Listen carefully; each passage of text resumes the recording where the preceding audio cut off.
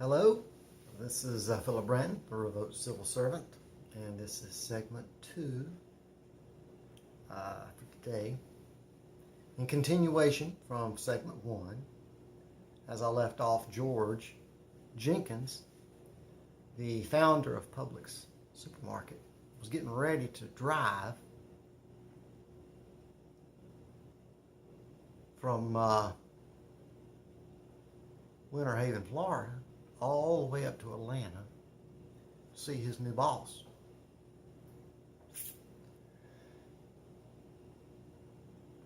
And as the story goes, from segment 1, old George had had an epiphany, you see. Basically, he was the one getting ready to lose his job.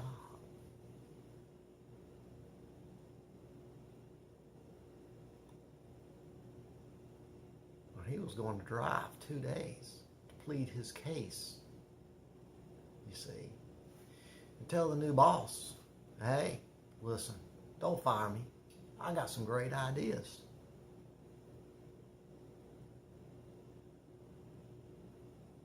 Now, in our training at Publix, he says he drove all the way to Atlanta, and when he got there, his boss man wasn't there. And he was playing golf, and George got mad and drove all the way back.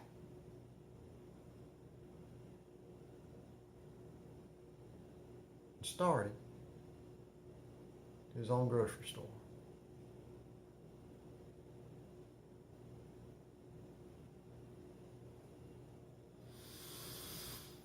Now think, kids, think.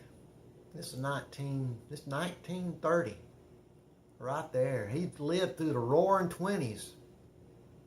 So he was 17 years old. And he's told to go to Tampa to make his fortune in the real estate boom. But when he got there, it wasn't exactly what he expected. So he ended up working as a stock clerk there at Piggly Wiggly. Remember that portion? So here he is now. 1930, driving for 2 days to Atlanta. And he's thinking the whole time how he's going to try to convince his new boss. He's got some great ideas. See, in a depression, like the 1930s are,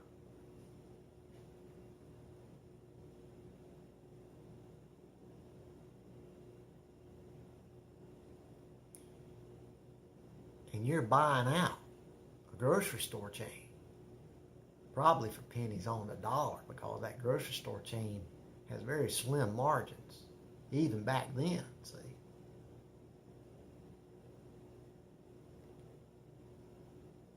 And you're going to have to cut your labor to the bone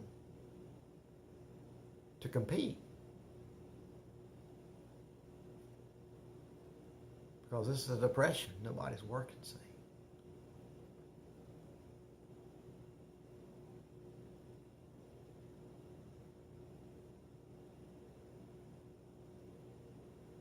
Oh, George is in that car and he's driving.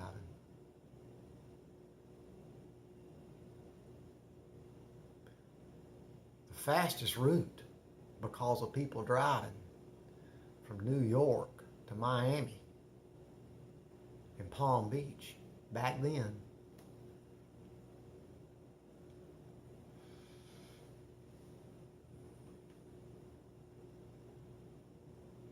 so George probably had to drive all those back roads to finally get over on Highway 1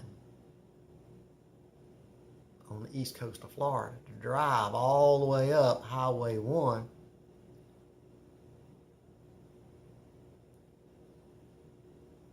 because it wasn't a dirt road at the time like the rest of them were. See? And he can make faster time, use less gas, and not have as many potholes. Until he got up across, I don't know, Florida line with Georgia, and then he had to cut across to head toward Atlanta. See?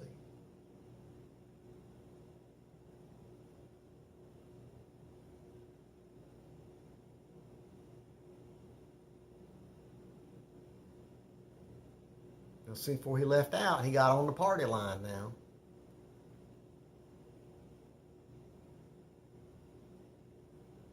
And he obviously probably knew the operator back then because he had to put in his grocery orders. Sometimes he had to do those by phone, I bet. So he had to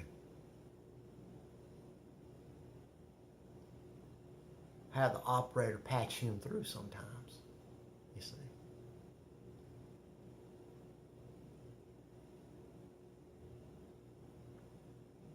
So when he called up to Atlanta,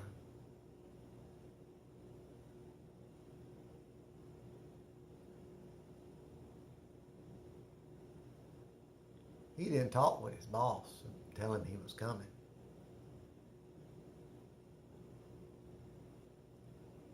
Probably talked to the secretary, you see.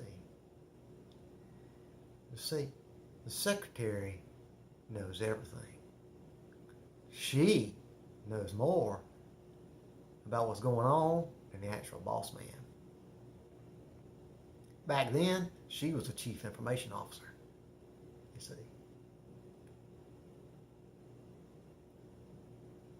So when she got the call, George was coming up to see the big guy.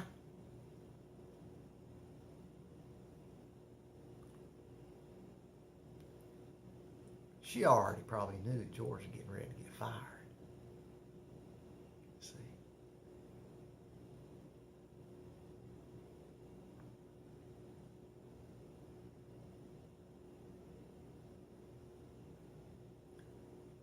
And just like a chief information officer, she probably told the boss man that George was driving up, but told him the wrong time so they wouldn't have to meet. And she could look him in the eye before he looked the boss man in the eye.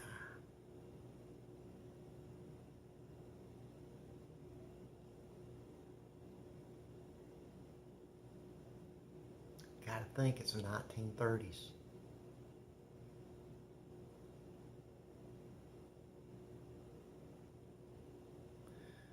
For George to make a decision to open up his own store in the 1930s, he must have had a gun to his head when you think about it.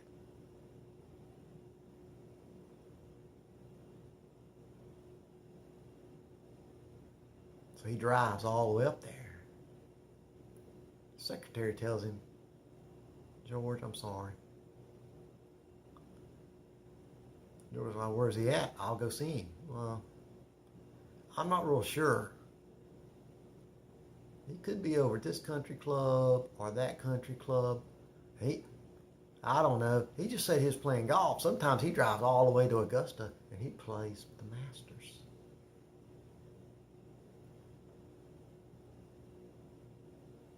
See, I don't think the Masters was built quite yet.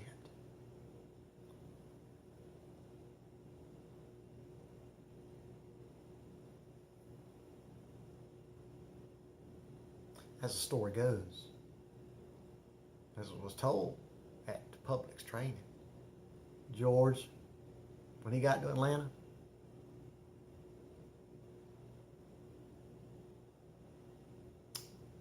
the big boss man was playing golf, so they never met.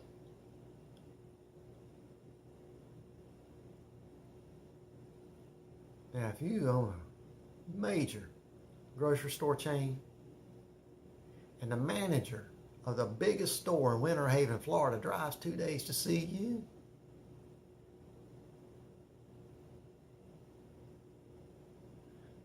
And you don't meet with him? You're sending him a signal.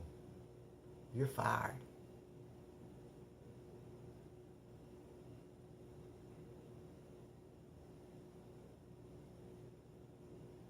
You see.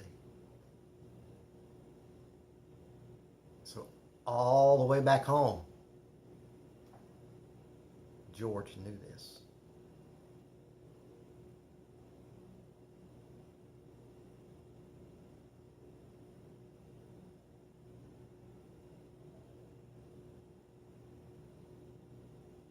What was George going to do?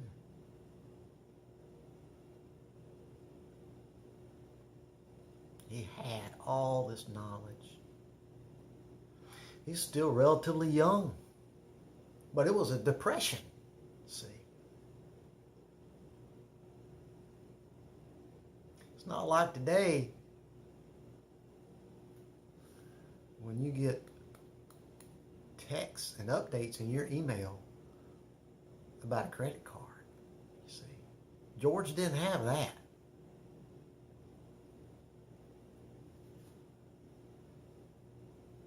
George was alone.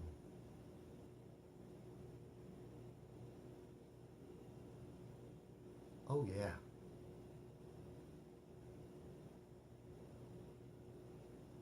He knew he was getting ready to get fired. And by the fact that the head boss man didn't meet him after driving 2 days, that was like a nail in the coffin.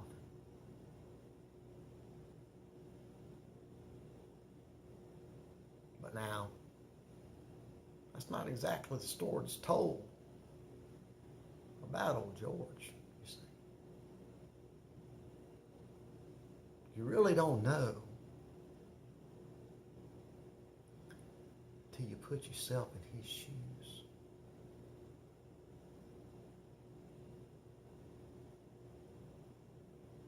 Put yourself in his car, driving from Tampa, Winter Haven, all the way to Atlanta, with a white shirt and a black tie, maybe.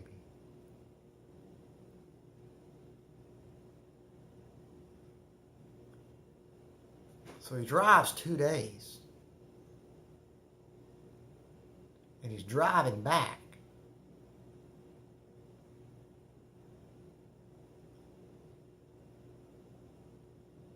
You know he started to smell himself. Sweaty. Gritty, because he had to have the windows down. Because we're not told exactly what time of the year it is.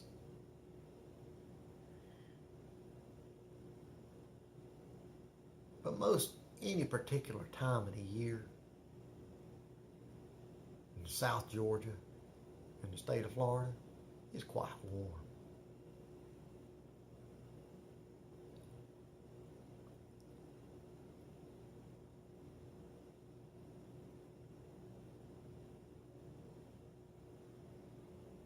So George, he's driving.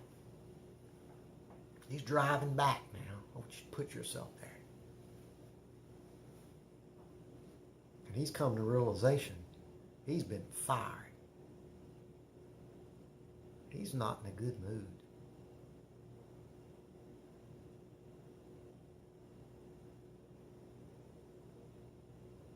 Matter of fact, he's mad.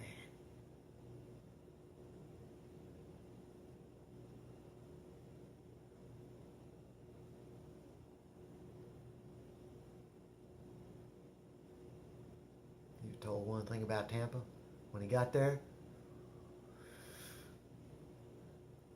it wasn't like what he was told in Harris, Georgia, see.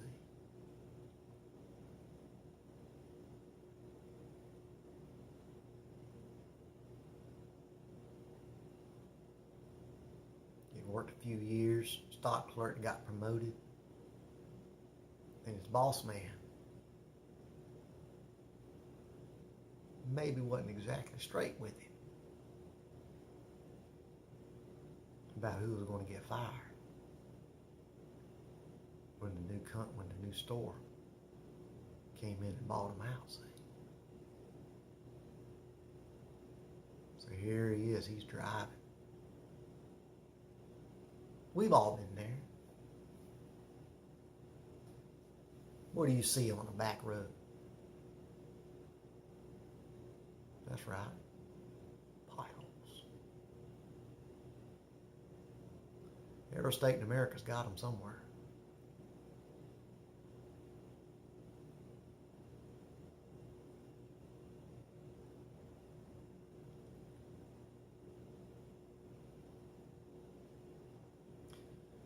I bet old George, he's driving. You see? He saw all kind of roadkill.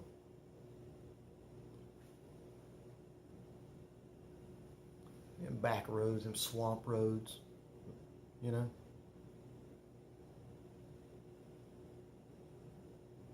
The Okefenokee Swamp down there in South Georgia, North Florida. All them gators crossing the road. I bet he saw it all.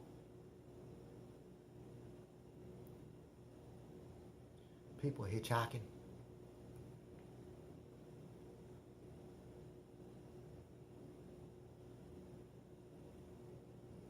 I bet he saw a share of roadkill too. You know, deer, hawks, all kind of roadkill.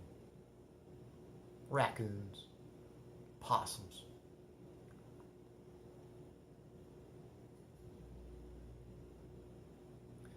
See, those roads weren't lit up like they were right now when you're driving down the highway. They're dark.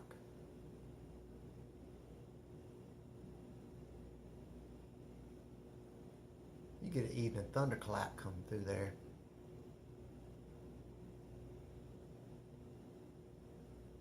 Turns them dirt roads into mud alleys.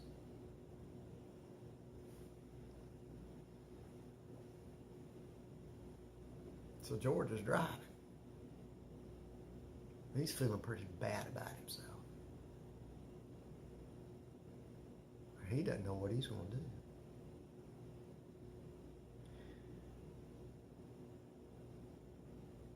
Coming up on this bridge somewhere, I don't know, South Georgia before you get to Florida. And he sees some roadkill on the side of the road. A bunch of old turkey buzzards over there just pecking away, fighting over that old dead raccoon.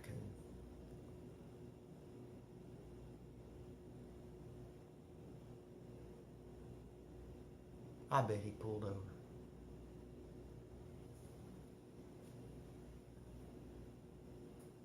What do you think?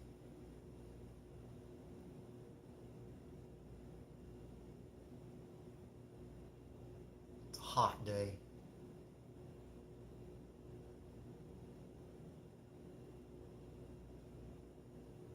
It's feeling pretty grim. Before he crosses this bridge, he sees that old dead coon and about, I don't know, half a dozen turkey vultures on the side of the road. He decides to pull over.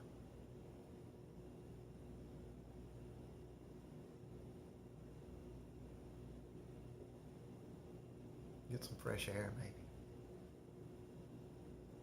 Get a different perspective. Clear his mind, you know.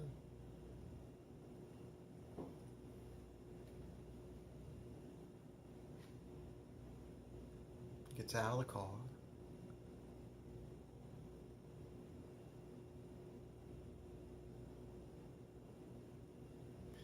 He finds somewhere to sit down. Maybe there's a tree.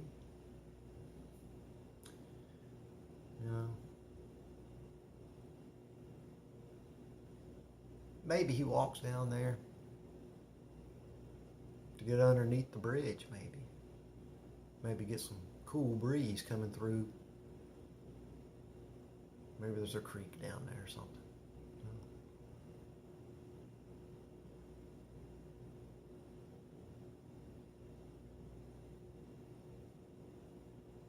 Well, as the old story goes,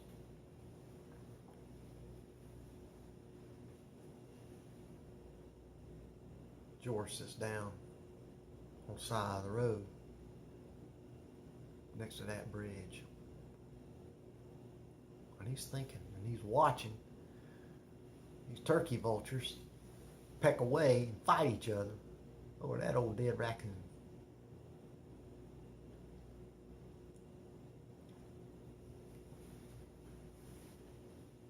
And this little old boy with a fishing pole comes out from underneath that bridge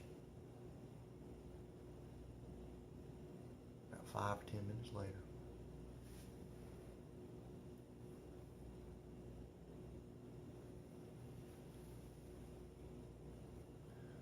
Of course, old George, he's a friendly guy. Says, "Hey, I didn't know you were down there. Did you catch anything?"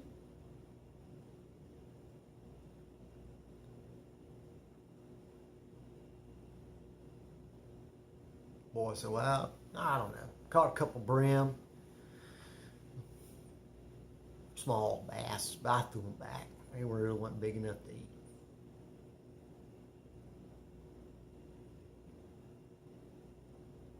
Besides, I brought myself a peanut butter sandwich. See, old George, being a grocery store guy, it's like, really? What kind of peanut butter you use?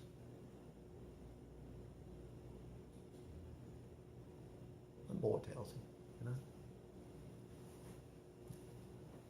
He said, "Mister, this is Georgia. We got a lot of peanut farmers around here.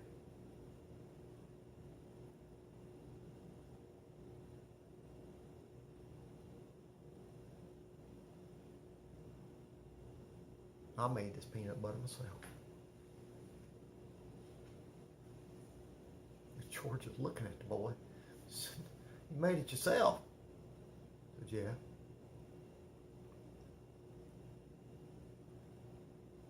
"How about your bread?"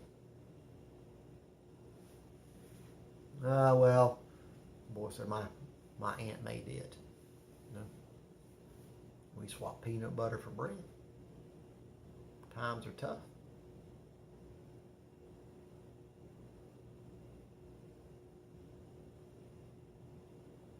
George looked at him and said, "Man, what do you know about tough? You're fishing."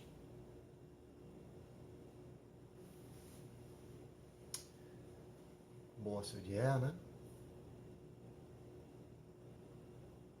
Well, my dad's a farmer. I'm a farmer boy."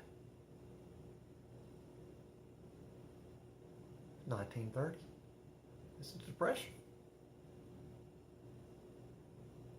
I wish I'd have caught some fish so we'd have something to eat tonight.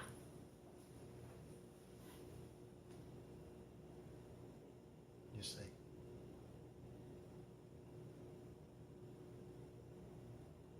The boy asked old George, where you heading to?" George looks at him and said, "You know, son, I really don't have a clue where I'm headed."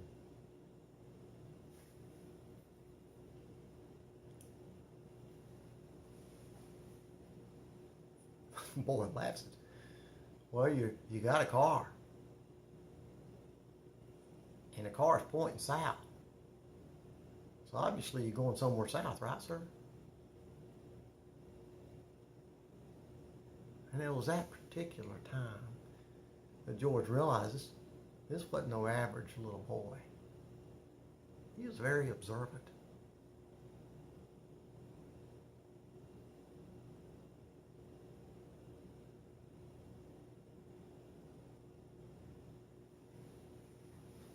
And George told him, "Well, I'm coming back from Atlanta. I drove 2 days to see my boss, and, well, he wouldn't meet with me." And I'm afraid that since we've gotten bought out, the reason he didn't meet with me is I'm getting fired. So when I get home, I'm not going to have a job.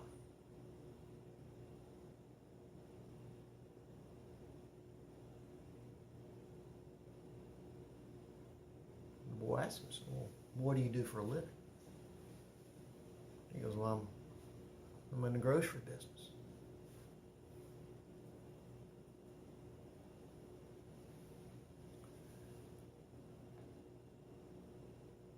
The boy said, really? The boy said, what type of peanut butter do you sell?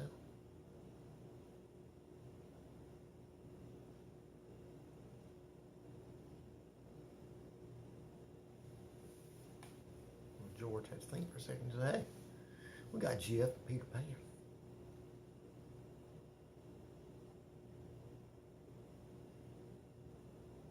The boy said, man, that Jif, I've had that before.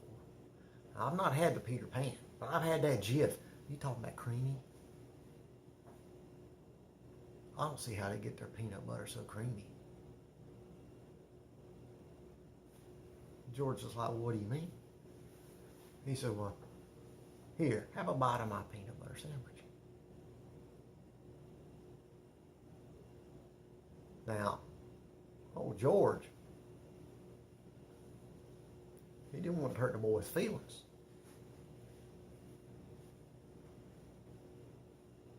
You know, so he took a bite of that sandwich after the boy had already had 2 or 3 bites out of it. You know?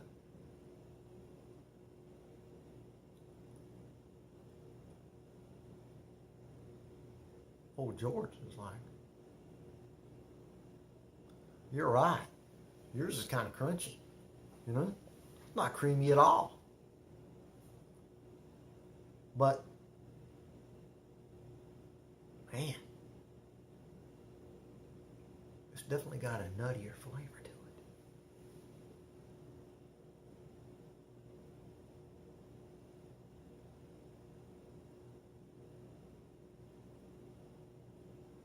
And the boy said, well, you know, I guess if I took time, you know, stirred the bowl more, I could get it creamier, but that's the best I can do. It wears my arms out, just getting it that way. My dad's always wanted to save up to get a mixer. But a mixer's electric. We don't have electricity at our farm. At least not yet. Remember now, it was a depression.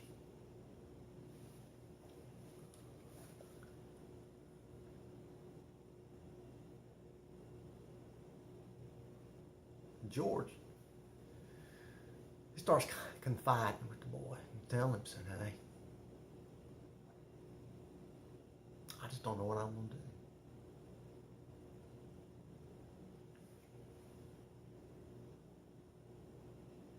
The boy told him, said, hey,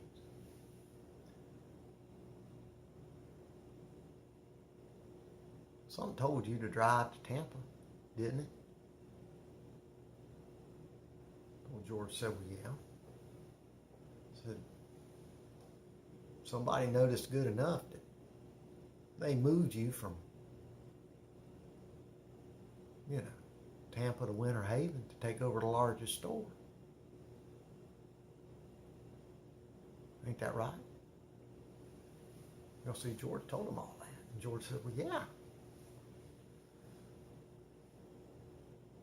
The boy looked at him and said, and you worried about what you're going to do when you get back?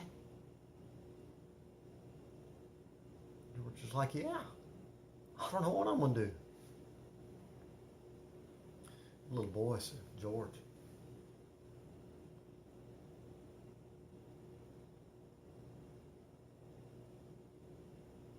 my daddy's a farmer. Your dad ran a convenience store. Right? Like, well, yeah.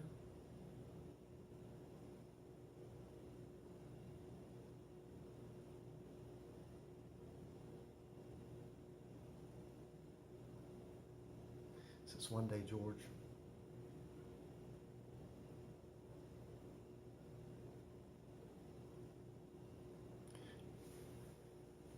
you're going to own a lot of grocery stores.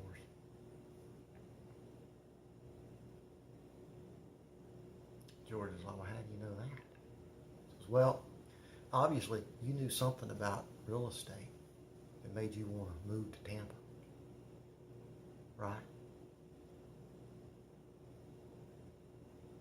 George was like, yeah, I do.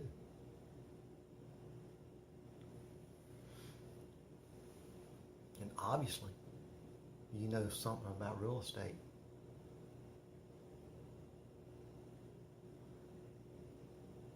in the prime location of where Winter Haven, Florida is for a major distribution hub, don't you? For the entire state of Florida.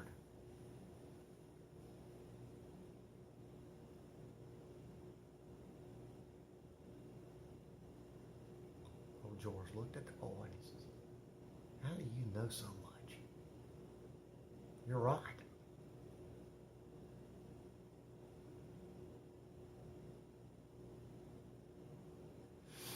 The boy said, well, hey, farmers aren't anything without neighborly grocery store owners willing to sell their products. And of course, supermarkets aren't anything without neighborly developers developing houses and businesses around the locations where their supermarkets are located. Is that right, George?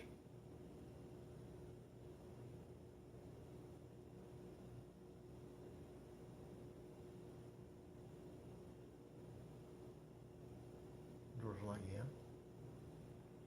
The boy said, if you know all that, you're going to be totally successful.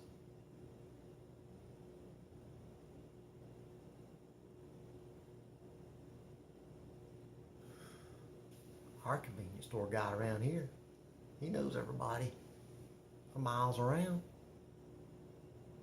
just like you. Everybody's got to eat. They're going to go to the supermarket to buy food. You're going to get to see them. Say hello. What do you do? How long you been shopping here? If you know all that, you'll beat the pants off any competition.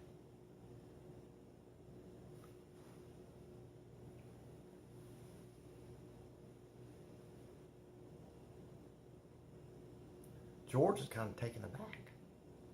Now here he was now. He's pulled off on the side of the road to take a peek at old dead coon.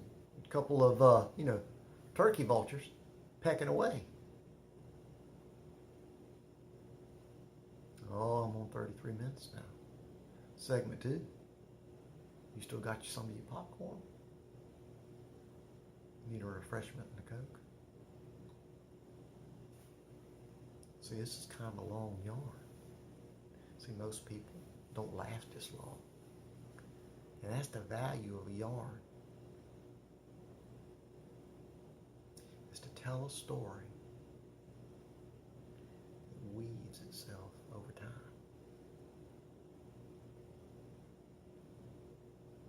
It's not entertainment. It's a lesson to be used.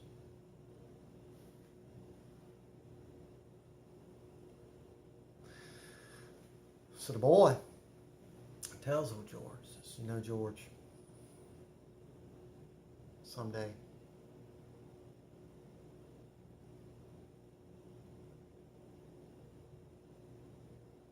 the stores that you build will be the foundation for an entire chain of grocery stores. What do you think you're going to name them? What do you think you're going to name your store, George?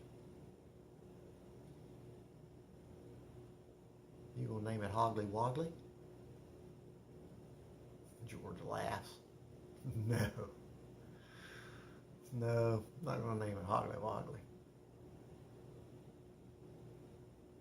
I want a store where everybody wants to come. The little boy said, what do you mean, like the Publix?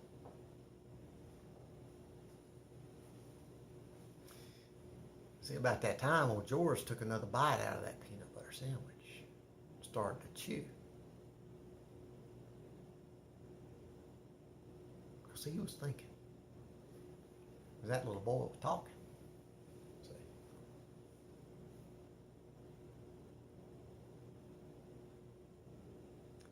He said, yeah, I want the public to come to my grocery store. I want everybody to feel welcome. I want them to come where shopping is a pleasure.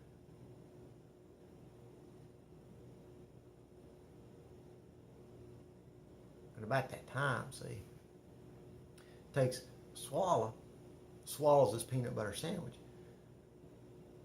You see, on his hand, some of the chunky peanut butter got on his finger.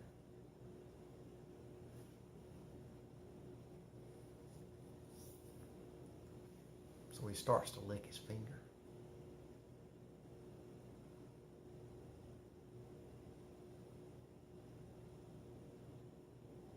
And as he's licking his finger, he's saying public. Public. Public. And then the boy goes, public. See, old George stops. He's looking at his finger. Public. P-U-B-L-I-C-K. Public. Public.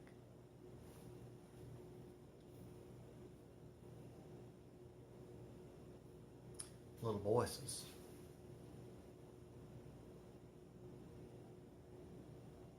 That's not going to fly.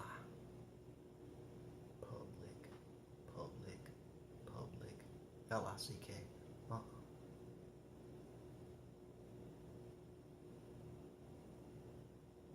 Little voices. George, you believe in God? George looks at him and says, well,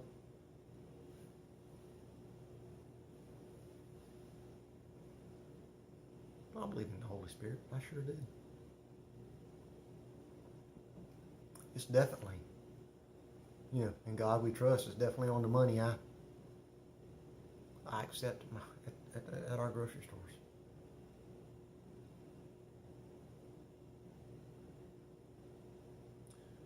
My boy says, well, why don't you change the C to a cross and turn it sideways? Call it Publix.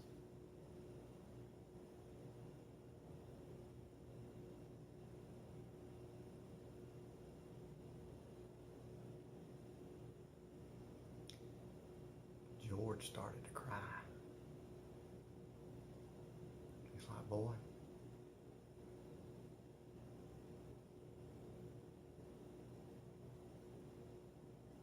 I was feeling pretty bad on the highway, and I saw this old dead coon over here, all these turkey vultures. I just pulled over just to clear my mind. You come out from underneath the bridge.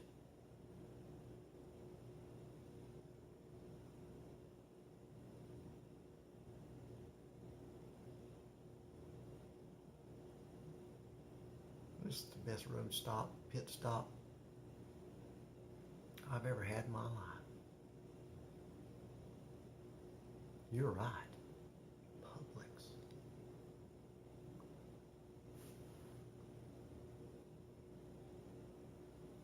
It's a great marketing twist.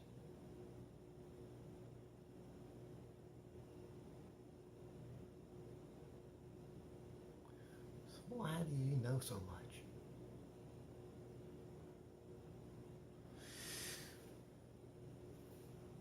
The boy reached in his knapsack and he pulled out something that looked a lot like this. Has George ever seen one of these?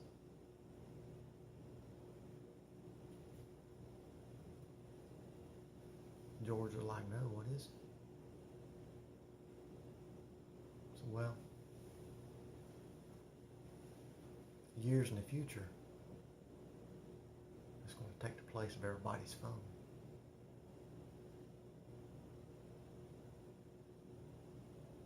It says, you want to call your wife? You want to call your mom and pop? You want to call your old boss man? Old George, he looks at this and he's like, I'm not using that. See, George's never seen anything like this before in his life. I mean, here's a little old country boy pulling one of these suckers out. In 1930.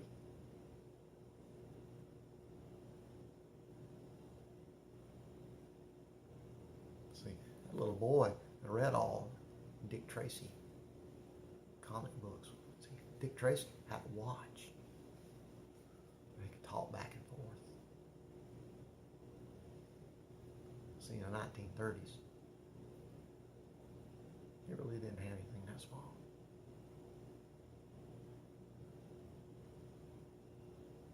They didn't have anything like this either. So how did the boy know? See, that's the beauty of a yarn. See?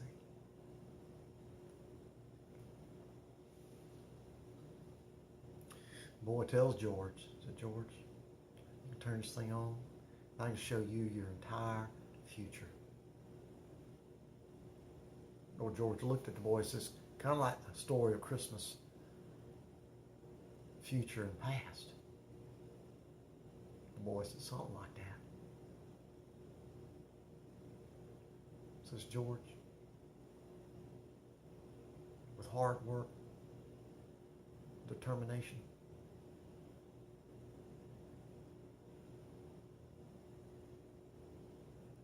you're going to have over 130,000 employees in the future.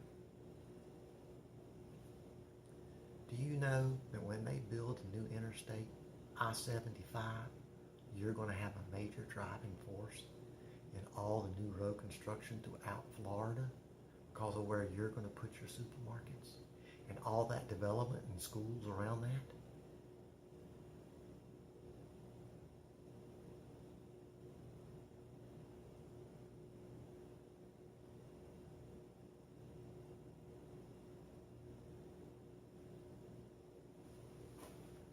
George is taken aback. Boy.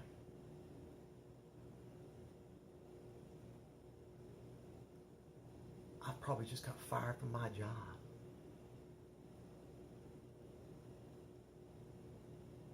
You mean with this thing right here, I can see my whole future laid out? He says, yeah.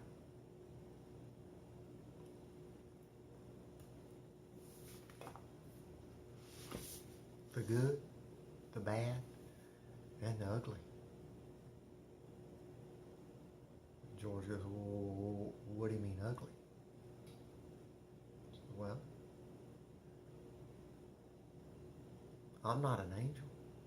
I don't have a halo over my head. Do you, George?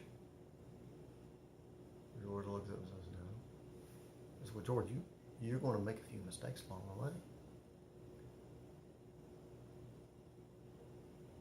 See, a grocery store, they need farmers.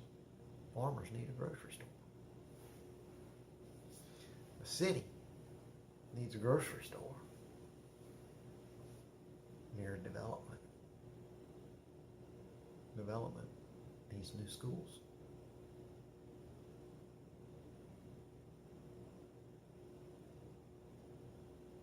George was thinking.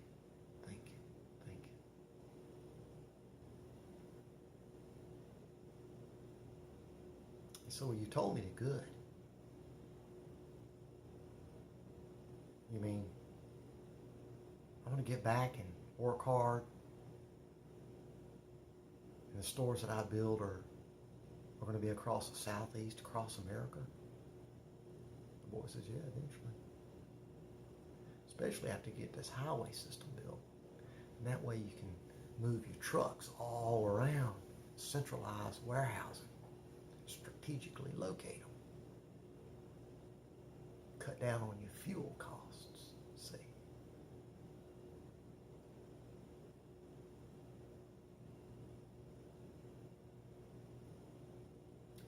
Old George asked the boy, so what do I need to know about the bad and the ugly?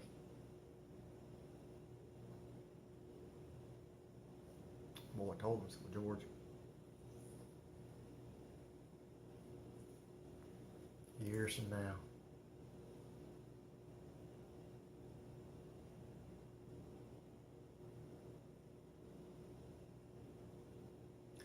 there'll be this chemical company called Monsanto.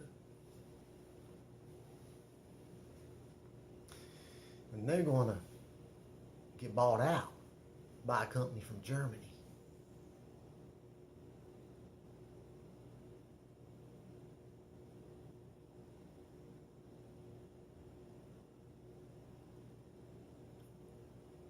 George is like, well, why is that going to happen? The boy says, well, it's kind of like international plausible deniability. You'll see, that chemical company,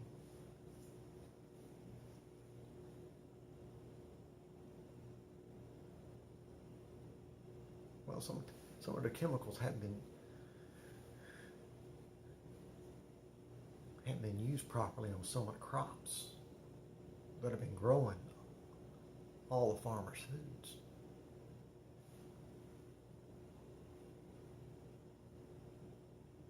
When George says, well, how does that affect the grocery store? Well, said it, once this court case gets through with Monsanto, and these lawyers get through going after Monsanto,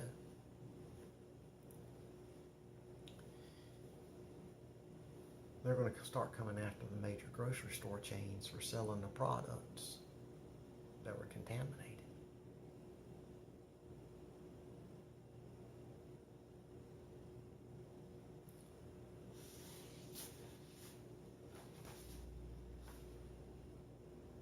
George was like, how do you know? I said, well,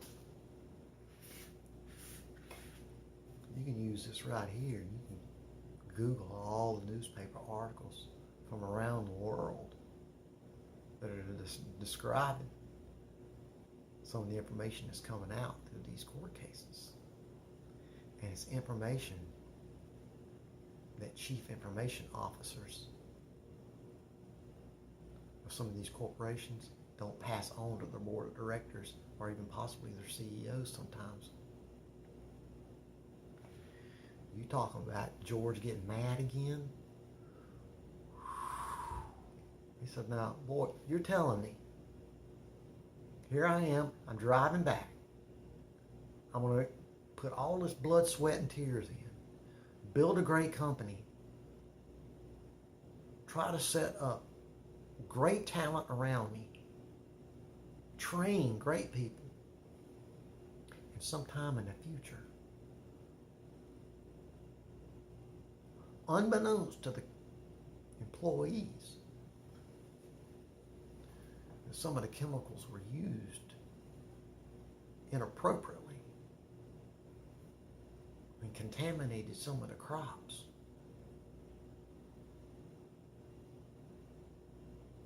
And they're going to come after the grocery store chains? Little boy says, it's highly likely.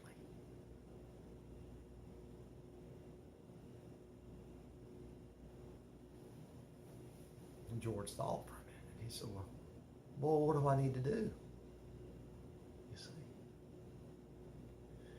so you need to train your future staff to consider certain things. And tell them someday some man is going to come out with a book. His name's Michael Lewis. make sure all of your associates and your employees and your CEOs and your board of directors, they all read this book. Because see, you're going to try to set up your company where it's employee owned. And your greatest asset is going to be your pension. And see, this book is going to explain how certain information is used in the stock market to short a pension.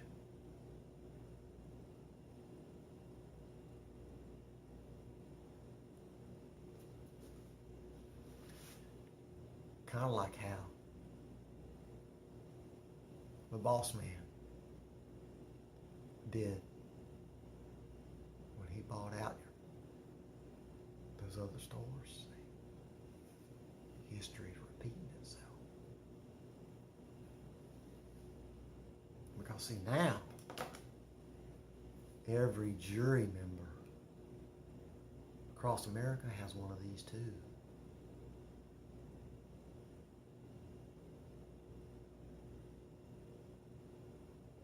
Every jury member, they can read every news article before they ever go to trial. And they can read every comment section that's attached to the article across every newspaper worldwide and learn about what the lawyers are not telling them in the actual court case as it's happening.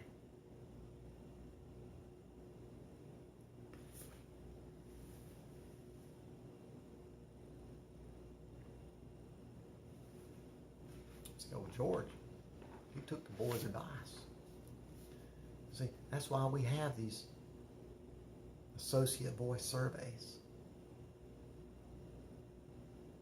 Well, see, when I was filling this out, it really has no place to really tell upper management what's really going on at the local store, see.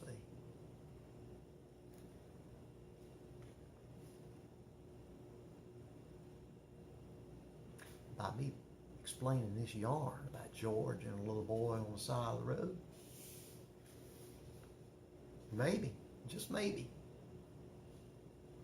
someone in human resources or someone in the chief information office or head of security will get together with a bunch of IT people with Publix. Because see, they know how to print their own news article.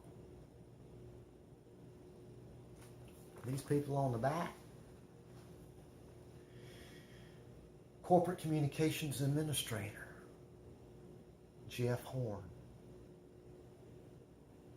Corporate Communications Manager, Dina Gregory. Corporate Communications Strategist, Michelle Williams. Corporate Communications Senior Developer, Christy Small. Corporate Communication Developers, Megan Chambers, Vivian Delgado, Carrie Joy Weiss, Meredith Pope.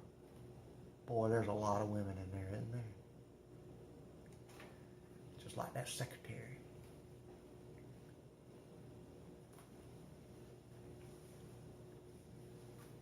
That old George had to go through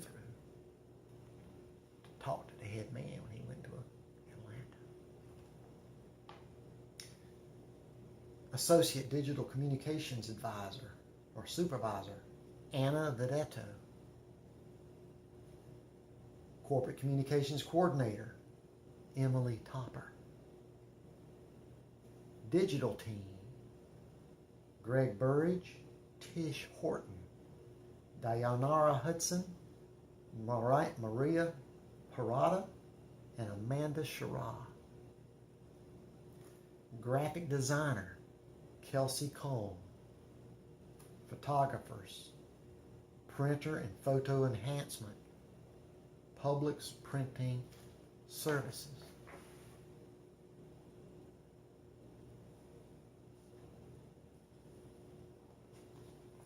See, that little boy was showing George Jenkins on the side of that road back in 1930.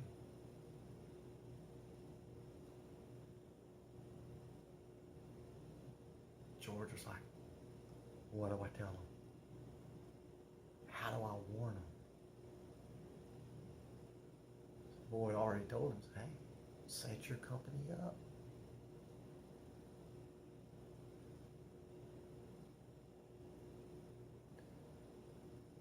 To help protect from calamity like this.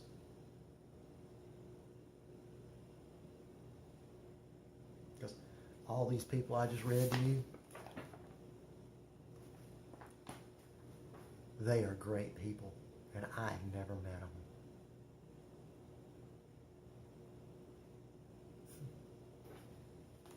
Because I can tell by the type of product they put out and the type of game they play on the back.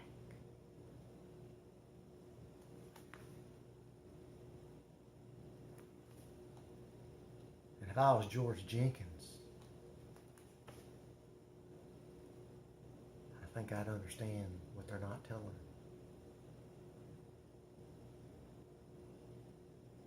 Because the game has changed.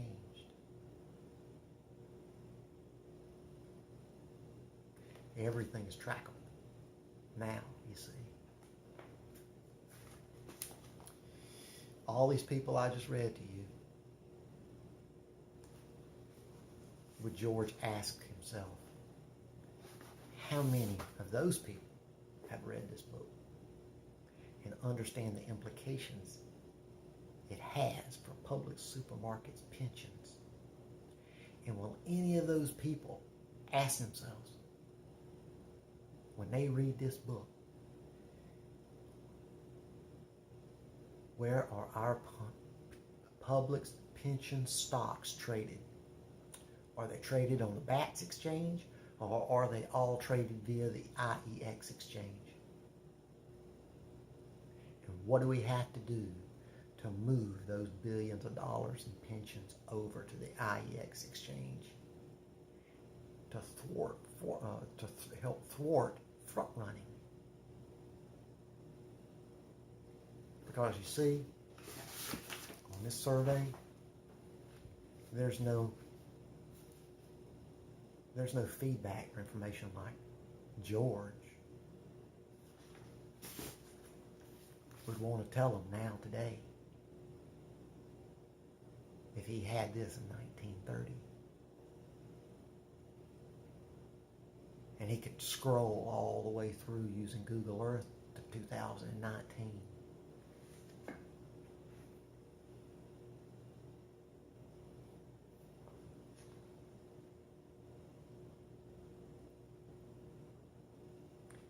George would understand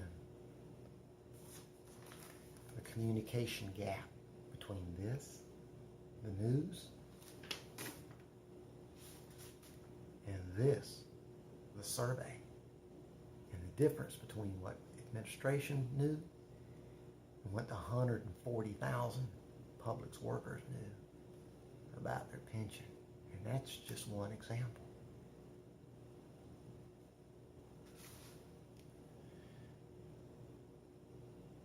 Old George asked the boys, boys, is there anything else I need to know? Because George was crying. Old boy said, well, yeah, George, there is. What would you say? What would you do if the power company there in Florida raised your rates 9 times within a decade, and you had to raise your prices on your food to cover those costs for increased power? George looks at the boy and he goes, I'd have to raise my rates. The boy looked at him and said, during the depression we're going through right now? George started to think. Steam started coming out of his ears, and he was crying even more. He goes, "You mean that happens in the future?"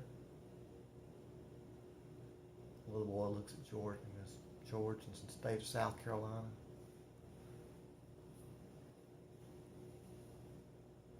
South Carolina Electric and Gas raised their rates 9 times within a decade.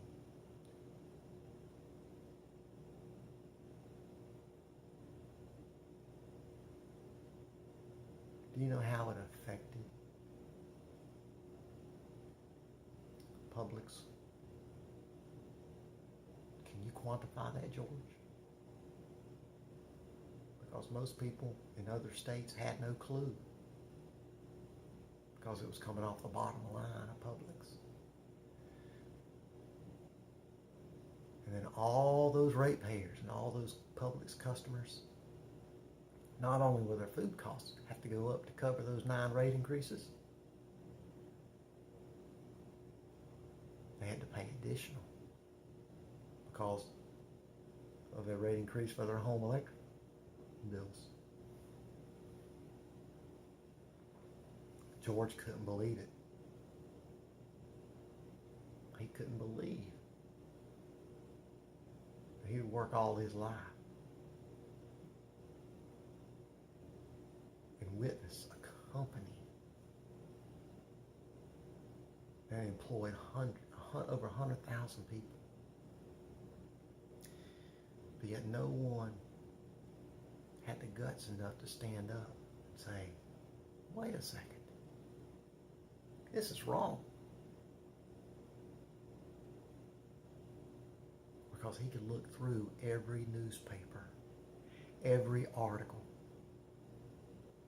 across the state of South Carolina, and he could go in the comment section, and nobody from Publix ever left a comment.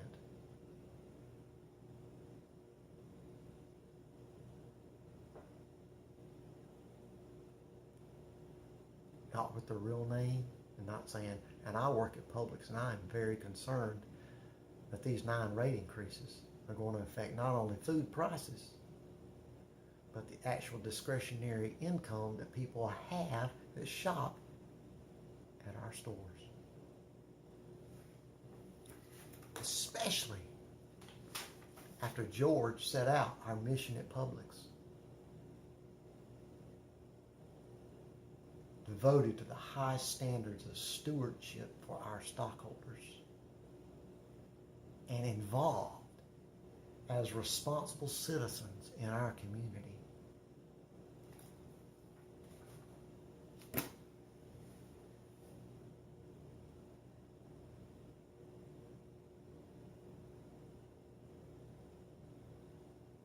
Little boy talked to George for a while.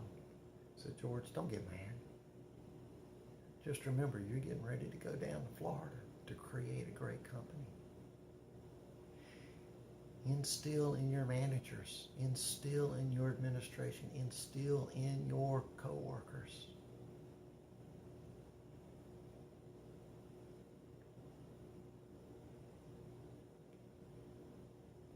because eventually they will stand up. One way or another, they'll do it. Because the food safety of their customers matter."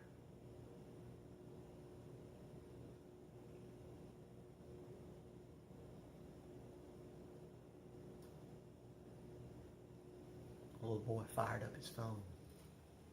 Says, "George, I want you to watch something."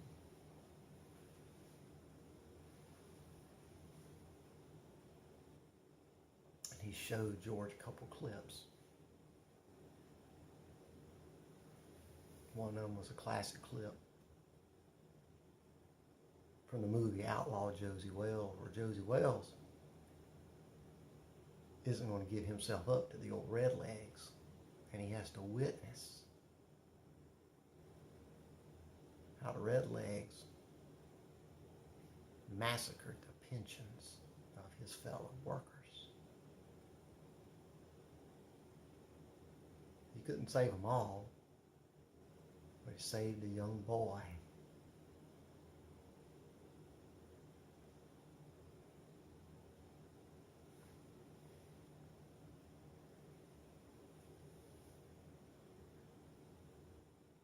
The little boy showed him a little clip of what a Missouri boat ride was all about. Next thing the boy showed him was a clip from a movie, Aaron Brockovich, where Aaron Brockovich was in the water department and looking at all those records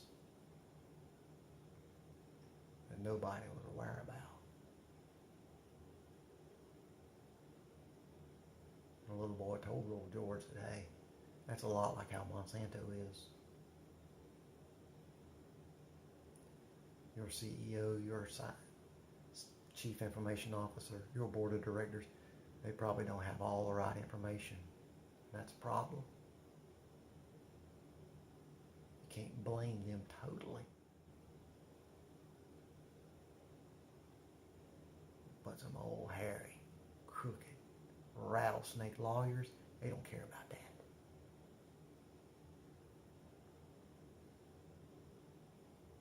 They're coming after the pension.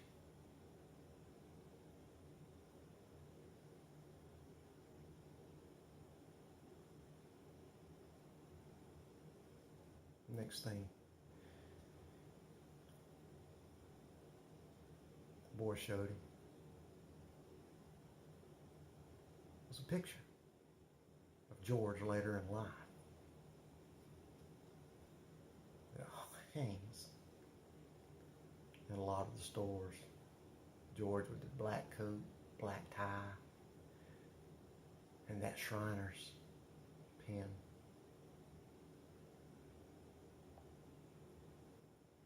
I said, George, you have no earthly idea what that picture means to some people. George said, why? I said, there's a reason you don't wear a cross, George. But the cross is in the Publix name. The boy showed him a couple of articles about the problems that the Catholic Church experienced after Sinead O'Connor ripped up a Pope's picture on Saturday Night Live.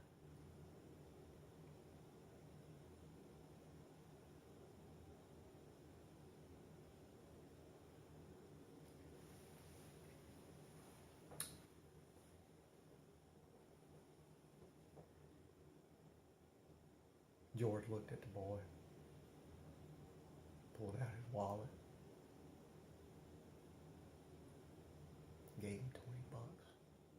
Said, son,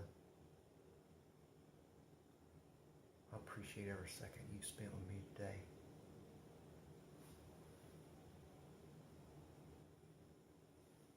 I never thought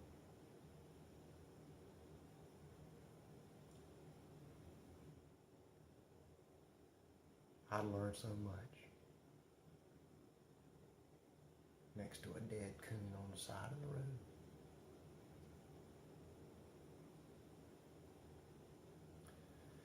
Little boy said, I don't need your money. And George said, that's all right. It's my way of showing appreciation. I thank you. What you going to do with that $20? The boy goes, well, I'm going to tithe 10%.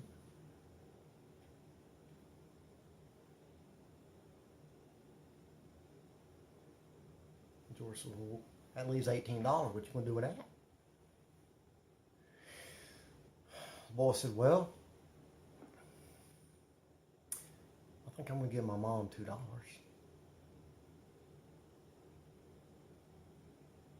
going to give my dad $1.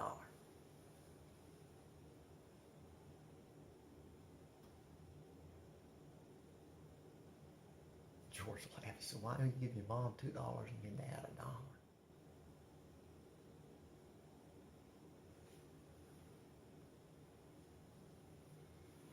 Because I'm a mama's boy.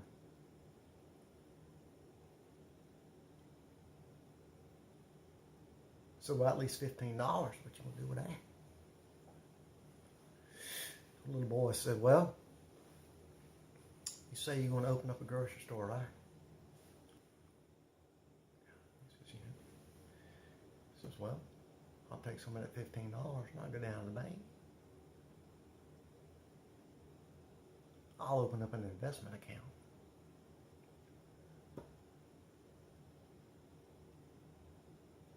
I'll buy some stock in Jif. Pretty creamy peanut butter, don't you think? George smiled. I think I'll buy some stock in Publix. When you offer it.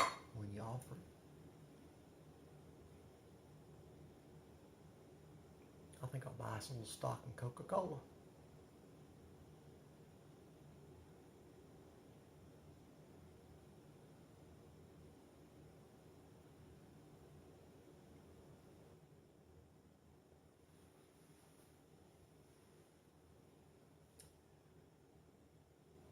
George said, thank you. Got up, dusted himself off kind of.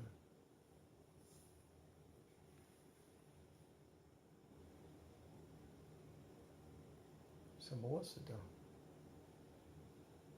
Tell your parents I said hello.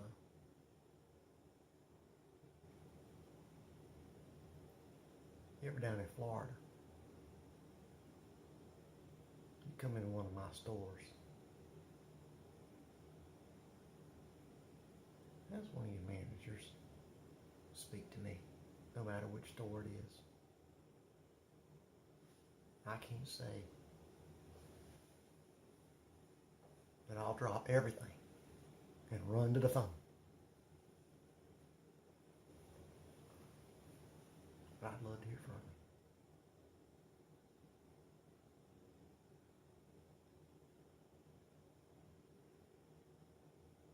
you. Boy says, I will.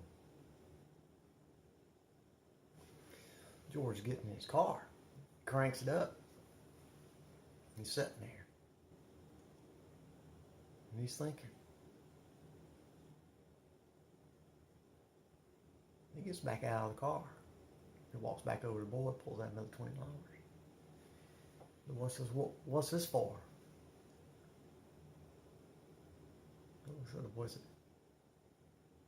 you're going to give $2 to your mama. You're going to give your dad $1. And the boy goes, yeah. Says, then you're going to take some of it and invest in Publix, the store I eventually open up. The guy goes, the boy goes, yeah.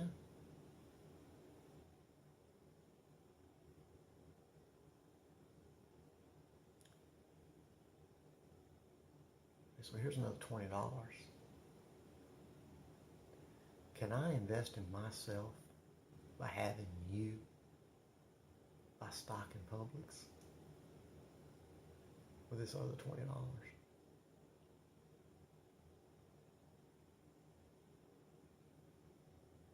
The boy smiled.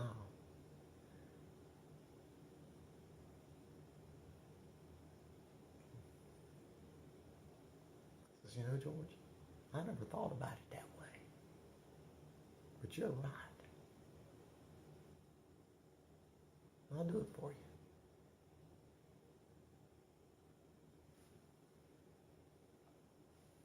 The rest, they say, is history. He gets in his car. And he drives on back to Florida. When in 1930,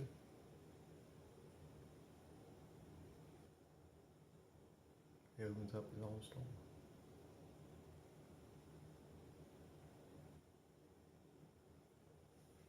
It's now 2019. And an Associate Voice survey.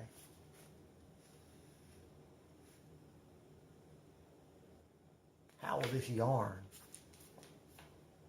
affect the way the people in human resources view this survey? Probably not much. Probably not much. However, how will this yarn, in the second episode, second segment, is an hour and 15 minutes long, plus another 30 minutes before. So this is almost like a full feature movie.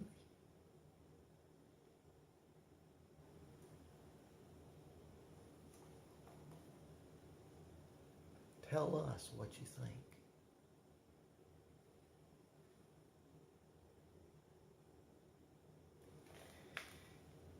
It's not what I think.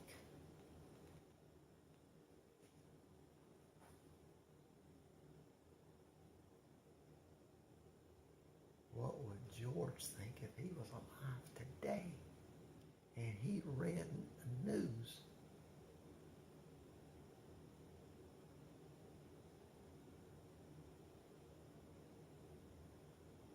And how would it affect not only his fellow co-workers who have stock in this company, but how it affects the customers long-term, with long-term risk exposure. I don't know what George would do. I think he'd pray.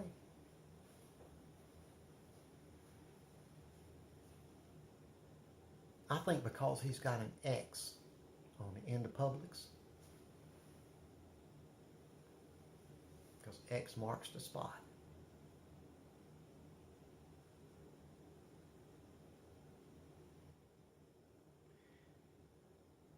He'd probably get with the chief information officer. He'd get with the security officer, CEO, board of directors.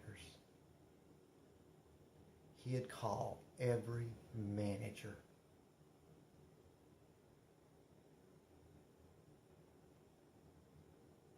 to Florida.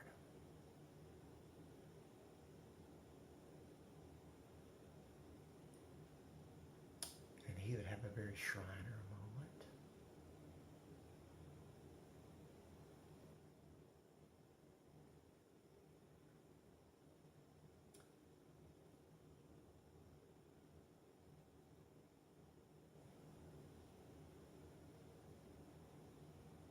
And he would try to thwart a tsunami.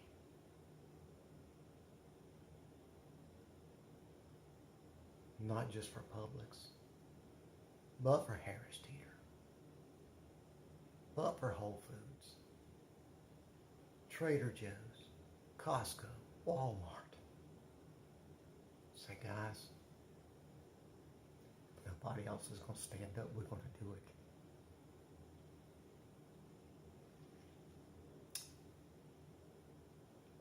And then he'd have a employee-wide address, all 140,000 people. Somehow, some way, with his technology.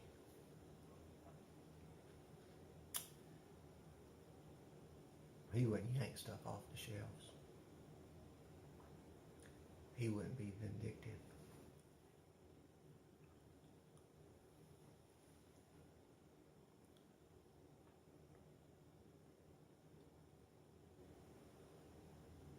He would do everything to solve the problem. But he'd send a shot over the bow.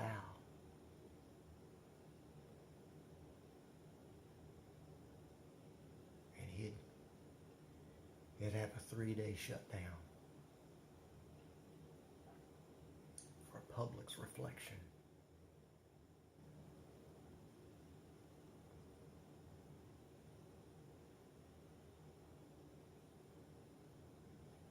Where the employees all get paid for 8 hours of work.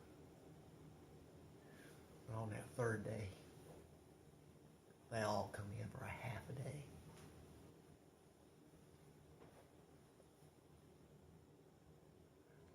store to talk to him. And he could tell him what was coming down the road.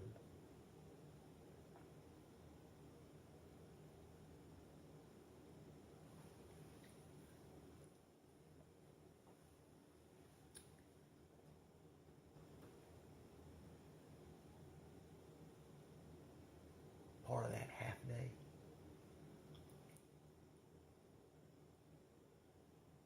all the teams at every store, they clean it from top to bottom. Come as you are, no uniform.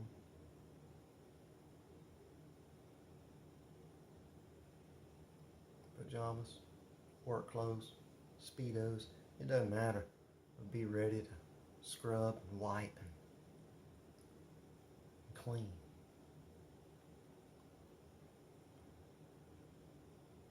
Just for 3 hours of that 4-hour day.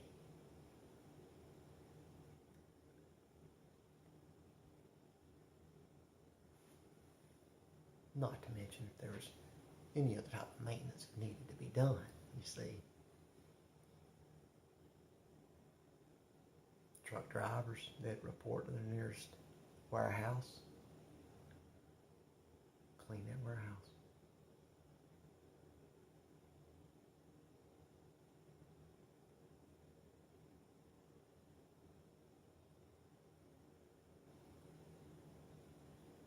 And then he'd dare Jeff Bezos to do the same thing with Whole Foods.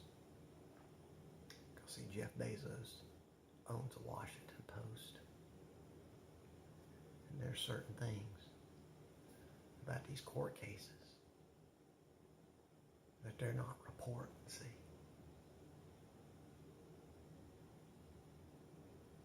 Just as a friendly wager to make it fun.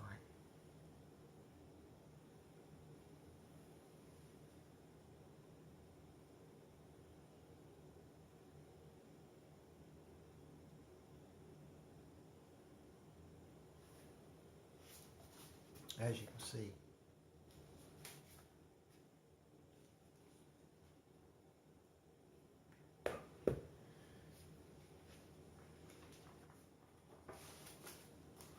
my years as a civil servant, they mean something to me.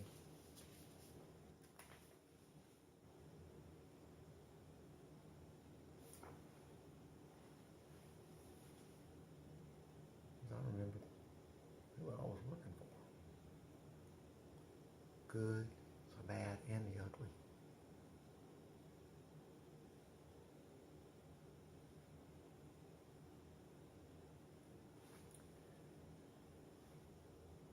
I'm not the only one.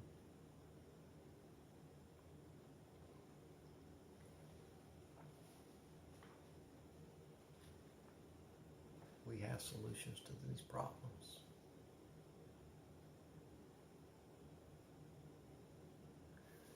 There are people in the Food and Drug Administration, the FDA, they're just as concerned as I am, but because of their security clearance, once they speak up, outside of a chain of command or public affairs, they're marked. It's just the way it is.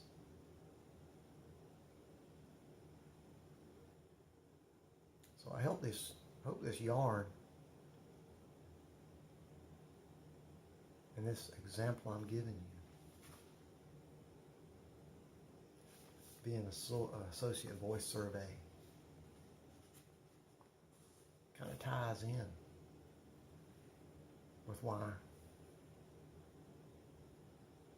I chose to start this GoFundMe campaign.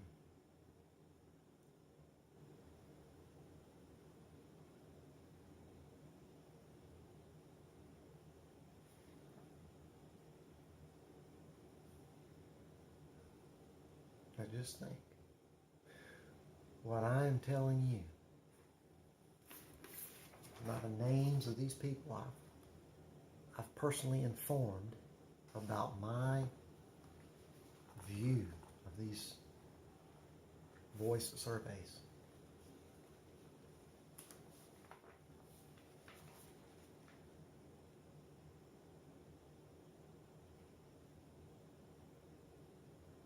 And you look at my campaign. What questions do you have? I'm sure you have some. I mean, if I work with 14,000 people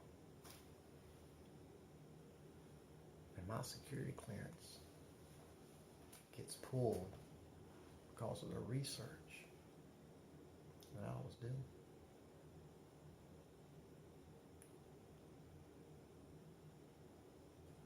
and I kind of explained via a yarn of the information that this survey lacks.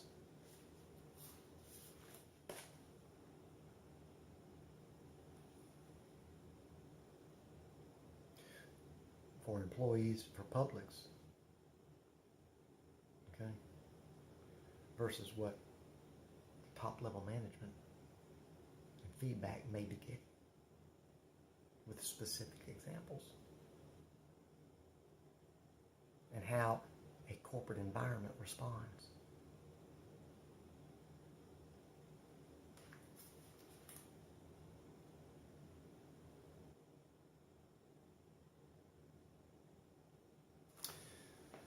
So, I appreciate you watching. No major drama, but an informative yarn for you to consider. Whether you're a Publix employee, whether you're a friend of mine, a fellow co-worker at Spay War,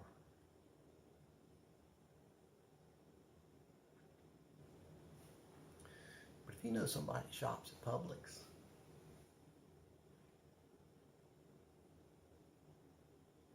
if you would, pass along this video.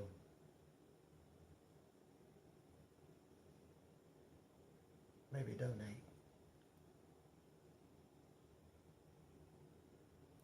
Ask them to donate.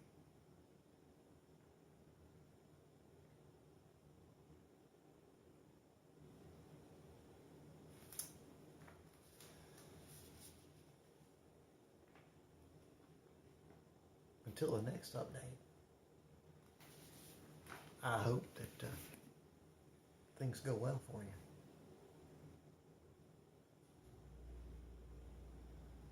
I wish you the best. God bless us all. Have a great evening, and thanks for listening. I'm Philip Brand, the Revoked Civil Servant, and part-time public stock.